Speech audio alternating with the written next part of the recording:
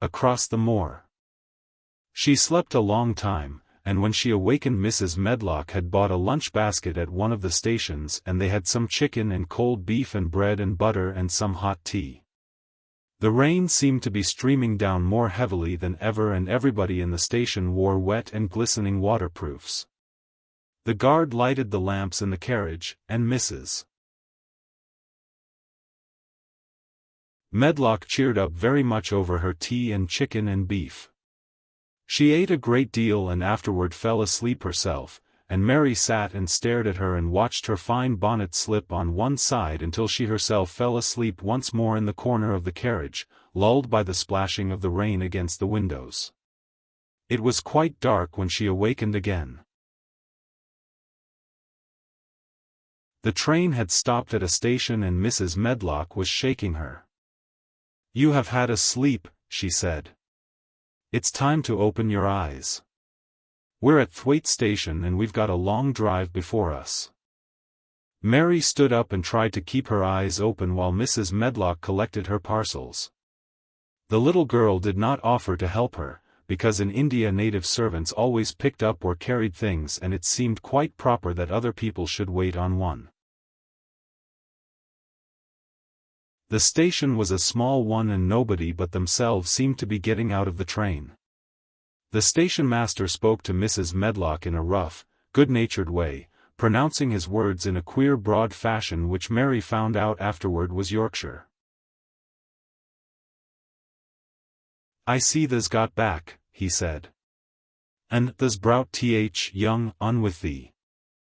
"Aye, that's her," answered Mrs. Medlock, speaking with a Yorkshire accent herself and jerking her head over her shoulder toward Mary. "How's thy missus?" "Well enow. Carriage is waitin' outside for thee." A brougham stood on the road before the little outside platform. Mary saw that it was a smart carriage and that it was a smart footman who helped her in. His long waterproof coat and the waterproof covering of his hat were shining and dripping with rain as everything was, the burly station master included.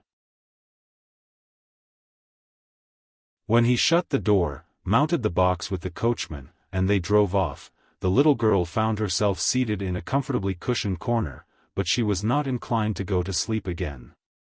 She sat and looked out of the window, curious to see something of the road over which she was being driven to the queer place Mrs. Medlock had spoken of.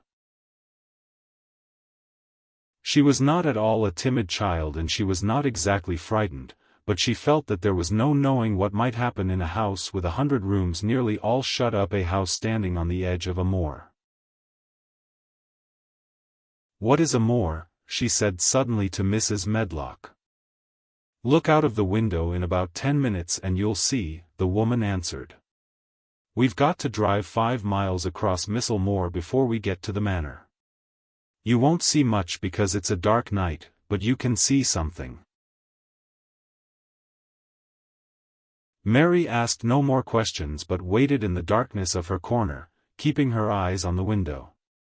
The carriage lamps cast rays of light a little distance ahead of them and she caught glimpses of the things they passed. After they had left the station they had driven through a tiny village and she had seen whitewashed cottages and the lights of a public house. Then they had passed a church and a vicarage and a little shop window or so in a cottage with toys and sweets and odd things set out for sale. Then they were on the high road and she saw hedges and trees. After that there seemed nothing different for a long time, or at least it seemed a long time to her. At last the horses began to go more slowly, as if they were climbing uphill, and presently there seemed to be no more hedges and no more trees. She could see nothing, in fact, but a dense darkness on either side. She leaned forward and pressed her face against the window just as the carriage gave a big jolt. "We're on the moor now sure enough," said Mrs. Medlock. The carriage lamps shed a yellow light on a rough-looking road which seemed to be cut through bushes and low-growing things which ended in the great expanse of dark apparently spread out before and around them. A wind was rising and making a singular, wild, low, rushing sound.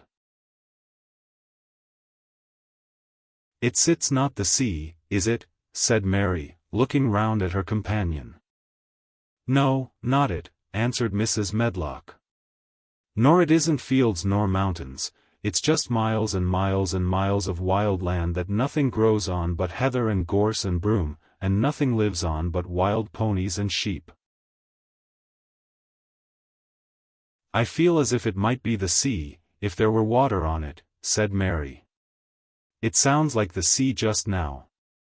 "That's the wind blowing through the bushes," Mrs. Medlock said. "It's a wild, dreary enough place to my mind, though there's plenty that likes it, particularly when the heather's in bloom." On and on they drove through the darkness, and though the rain stopped, the wind rushed by and whistled and made strange sounds. The road went up and down, and several times the carriage passed over a little bridge beneath which water rushed very fast with a great deal of noise. Mary felt as if the drive would never come to an end and that the wide, bleak moor was a wide expanse of black ocean through which she was passing on a strip of dry land. "I don't like it," she said to herself. "I don't like it," and she pinched her thin lips more tightly together. The horses were climbing up a hilly piece of road when she first caught sight of a light. Mrs. Medlock saw it as soon as she did and drew a long sigh of relief. I am glad to see that bit o' light twinkling," she exclaimed. "It's the light in the lodge window. We shall get a good cup of tea after a bit, at all events."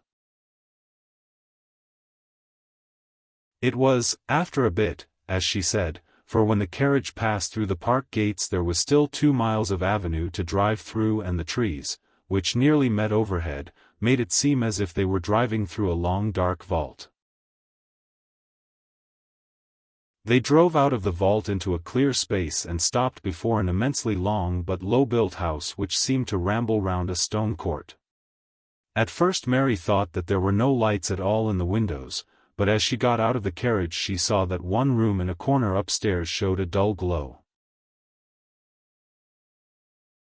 The entrance door was a huge one made of massive, curiously shaped panels of oak studded with big iron nails and bound with great iron bars. It opened into an enormous hall, which was so dimly lighted that the faces in the portraits on the walls and the figures in the suits of armor made Mary feel that she did not want to look at them. As she stood on the stone floor she looked a very small, odd little black figure, and she felt as small and lost and odd as she looked. A neat, thin old man stood near the manservant who opened the door for them. "You are to take her to her room," he said in a husky voice. "He doesn't want to see her. He's going to London in the morning." "Very well, Mr. Pitcher," Mrs. Medlock answered. "So long as I know what's expected of me, I can manage." "What's expected of you, Mrs. Medlock," Mr. Pitcher said, "is that you make sure that he's not disturbed and that he doesn't see what he doesn't want to see." And then Mary Lennox was led up a broad staircase and down a long corridor and up a short flight of steps and through another corridor and another, until a door opened in a wall and she found herself in a room with a fire in it and a supper on a table. Mrs. Medlock said unceremoniously, "Well, here you are. This room and the next are where you'll live and you must keep to them. Don't you forget that." It was in this way Mistress Mary arrived at Misselthwaite Manor, and she had perhaps never felt quite so contrary in all her life.